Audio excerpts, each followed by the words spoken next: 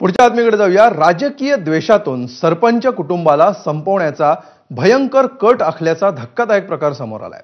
यवतमाळच्या आर्णी तालुक्यातील अंजी नाईक गावामध्ये ही घटना घडली आहे। घराभोवती विजेच्या तारा बांधून वीज प्रवाह सोडून सरपंच कुटुंबाला संपवण्याचा प्रयत्न करण्यात आला।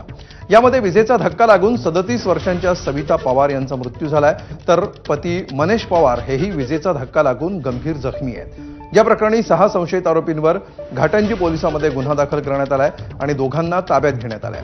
संपूर्ण घटनेमुळे अंजी नाईकमध्ये संतापाची लाट उसळली आहे, त्यामुळे दंगल नियंत्रण पथक गावामध्ये तैनात करण्यात आलंय। या प्रकरणात त्यांनी जी पोलीस स्टेशनला तक्रार दिली त्या तक्रारीत त्यांनी इंदल राठोड, सुदाम चव्हाण, गणेश राठोड, विनोद चव्हाण आणि राजू जाधव या गावातील 6 लोकांनी राजकीय आक्षेपापोटी त्यांच्या घराच्या दरवाजाला करंट लावला आणि त्यामुळे त्यांच्या पत्नीचा मृत्यू झाला असे आरोप तक्रारीत केलेले आहेत। गुन्हा नोंद करण्यात आलेला आहे।